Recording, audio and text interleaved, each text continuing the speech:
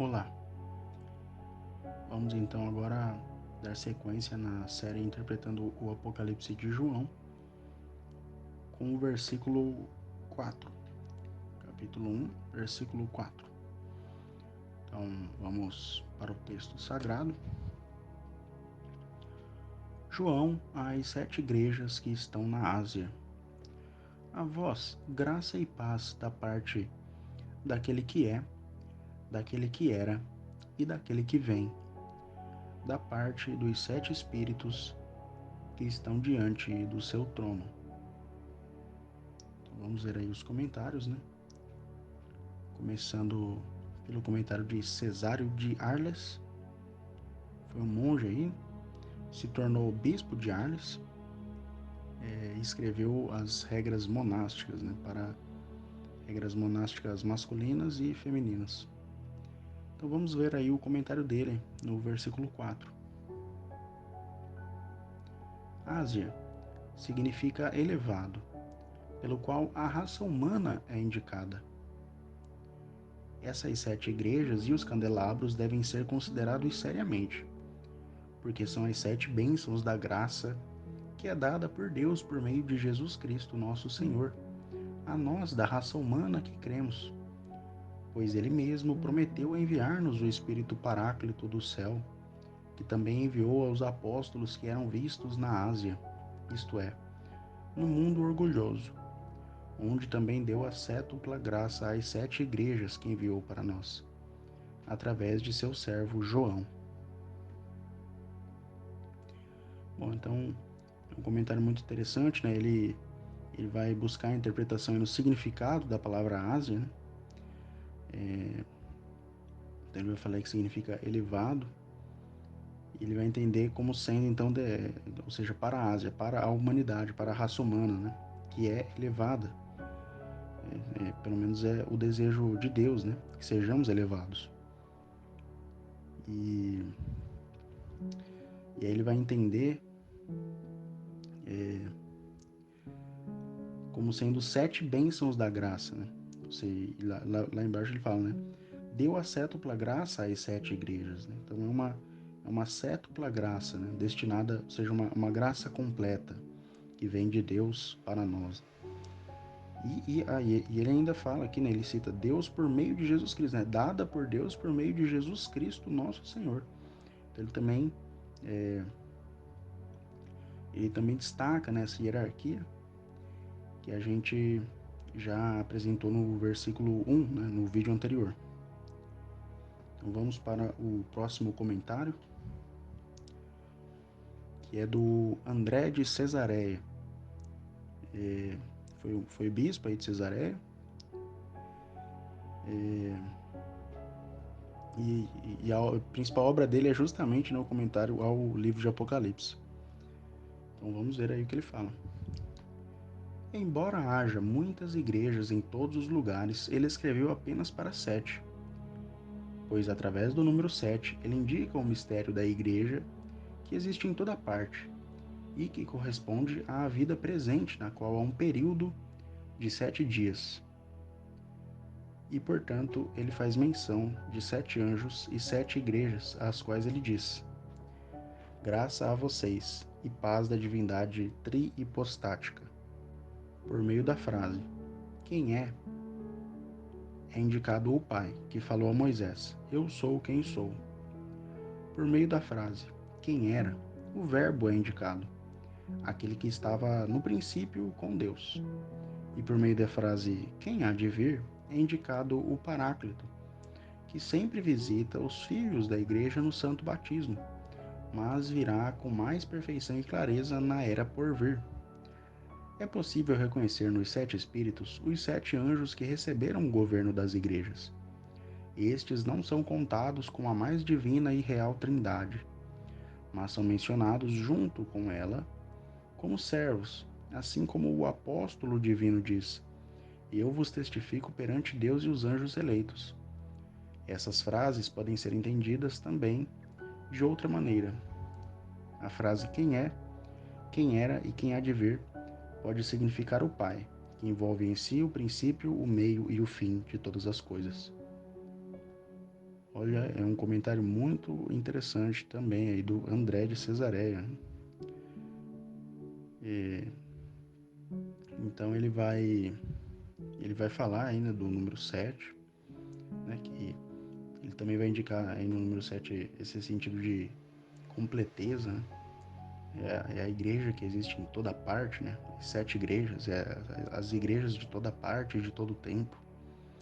Ou seja, né, uma mensagem para todo o corpo, né, dos cristãos. E ele também ele vai aí destrinchar, né? Ele vai ver daquele que é, daquele que era e daquele que vem. Ele vai ver as três pessoas, né? As três divinas pessoas. É, ele vai chamar de divindade trihipostática, né? Ou seja, divindade com três hipóstases, né? E aí no aquele que é, ele vai ver o Pai, né? Ele cita aí Êxodo 3, né? Eu sou quem sou.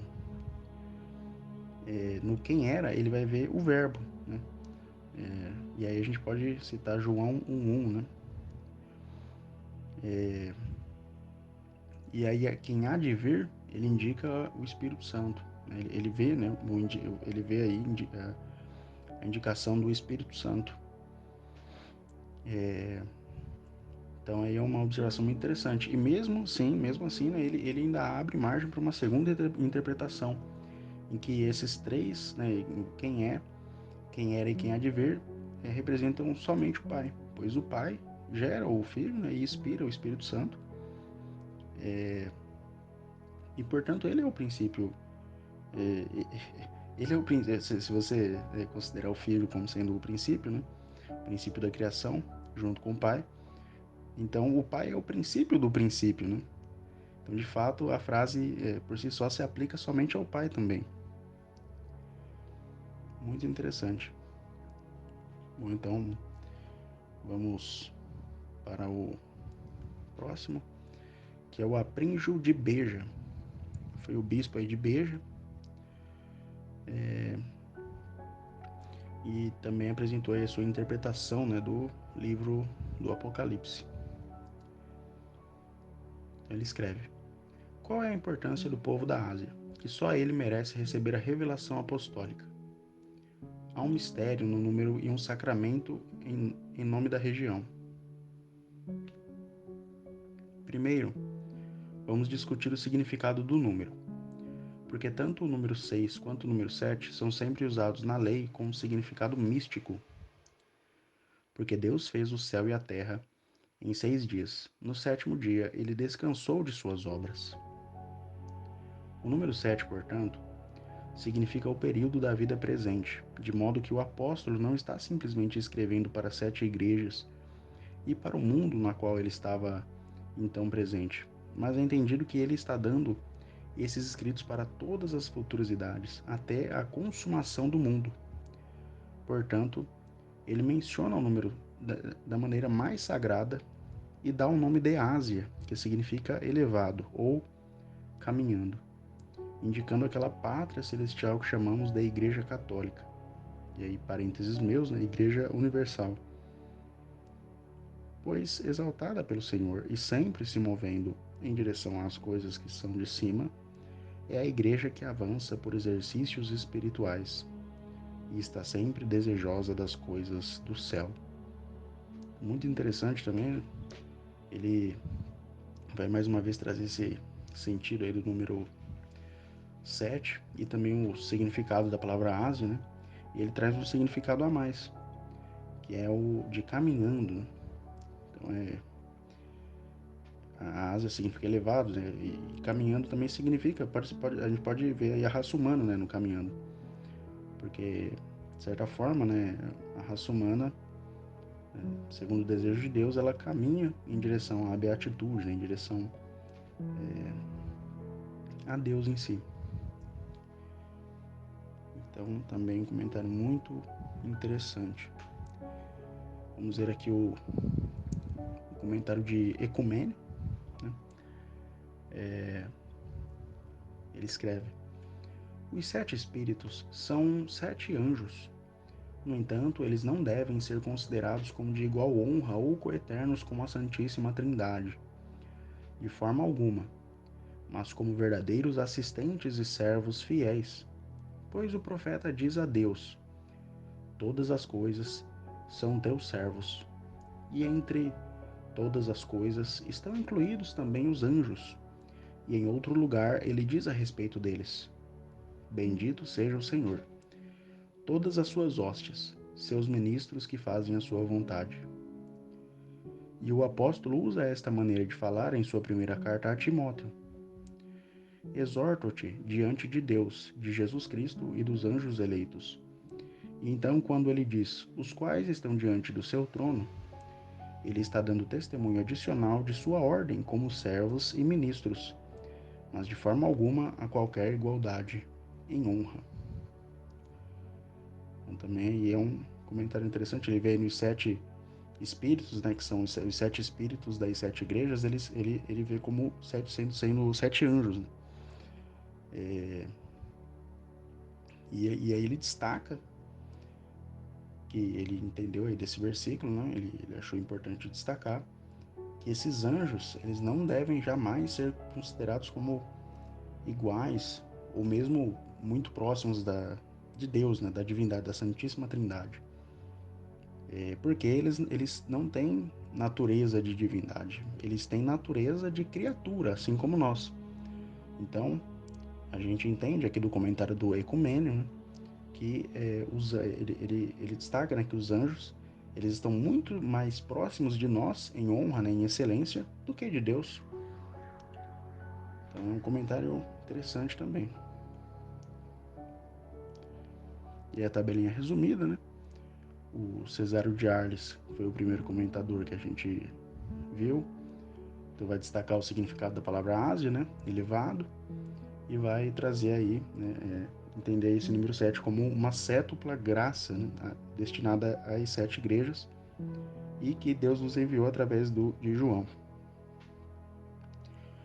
O André de Cesareia, ele vai indicar aí no trecho aquele que era e que vem, a divindade trihipostática, né, ou seja, a trindade. E no número 7 ele vai entender que significa a igreja que existe em toda parte e em todo o tempo, né? Ou seja, em todos os 7 períodos.